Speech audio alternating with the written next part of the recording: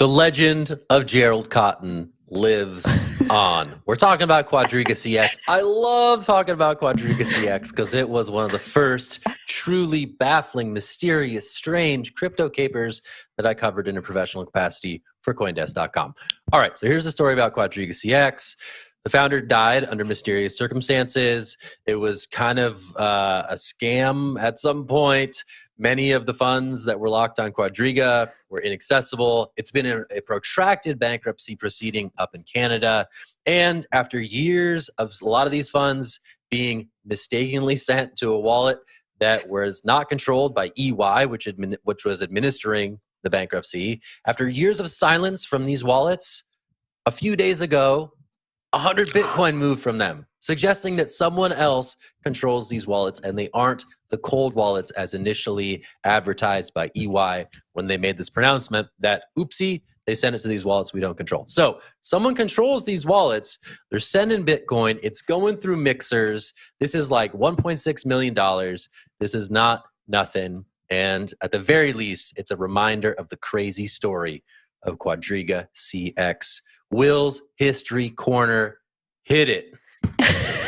Before I get going, shout out to Nick Day, who's been covering us for CoinDesk for quite some time. Shout out to Nick Day. Go read his report on QuadrigaCX, probably the best out there. The history part of this is what happened to Gerald Cotton. Supposedly he died, I believe in 2019 from Crohn's disease in India. He was running the exchange in Canada. There became some questions about the financial solvency of the place. Then everyone was looking into like the financials itself, and things were just like messed up. There was no controls in place. There was no good accounting. Hint, hint, looks like FTX all over again. But this was back in 2019, right? For a lot less money. It was about $200 million went missing. Thousands of Canadian customers, and Gerald Cotton just disappeared and supposedly died in India from Crohn's disease, even going so far as having his body exhumed from India and being confirmed by Indian officials. But as you said, Zach, the intrigue here is that this Bitcoin address supposedly could only be moved by Gerald Cotton himself. So is he alive or is he not alive and someone else has the ability to control these Bitcoin wallets? That is the question here. And yes, it's some perfect intrigue going into Christmas. And I love this because we need a distraction from everything else that is happening in crypto. We needed this right now. Jen, throw it over to you.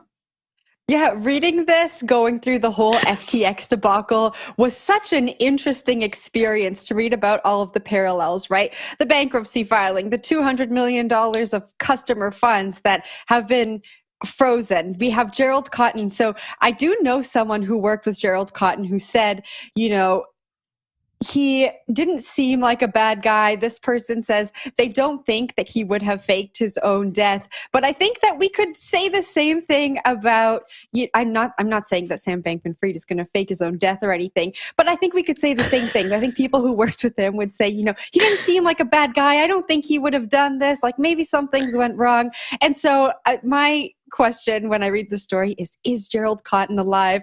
Who is moving this Bitcoin? It's just the perfect way to go into the holidays. And I did not have this on my bingo card for what we would be speaking about leading up to 2023. And so while it is crazy and I feel for the customers that have still not received their funds back from this, it, you know, put a little twinkle in my eye this morning. Wendy? I think we need to ask the guy that hosts Unsolved Mysteries to come on the show and help us solve the mystery. Crypto edition. At this point. I mean, it's a crazy story. I don't really know what I think about it. It's just a really crazy story. And we're talking about like $1 million being moved, which sounds like a lot of money because it is a lot of money. But at the same time, we're also talking about FTX and the $10 billion hole and just kind of how times have changed in crypto and accelerated. And when we used to be worrying about like $1 million hack or something like that, we're now talking about $10 billion that has gone missing. So I guess it's a good story for the holidays, but it just seems so outlandish and outrageous. But again, in crypto, anything is possible. Will? Anything is possible. And I love the on-chain analytics portion of this, which is actually keeping this story alive, right? Most of the times when we have these stories, it would die because it goes through the traditional banking system. People are able to pull out cash and disappear. But that is not true in the world of Bitcoin, where you can track a transaction for the longevity of it, right? So if this is 100 Bitcoin, went to that address that was supposedly only controllable by QuadrigaCX, Gerald Cotton himself. And now those Bitcoins are being moved into a few different obfuscation softwares that allows the transaction history of those Bitcoins to be broken up. And this is where the case will get a little murky, right? We have to see if those Bitcoins continue to move. Are they going to be turned to fiat? Is there a person on the other side of those wallets? And does that person live in India? Is it Gerald Cotton himself? We're going to have to keep watching this one, but I love the on-chain sleuthing part of this story. Jen, I'll turn to you for next story. Well, before I go to the next story, I just want to say I hope that Netflix updates that documentary they put out about QuadrigaCX. That was, crazy twists and turns. We have more to the story. So Netflix, if you're watching, there is a sequel here for you.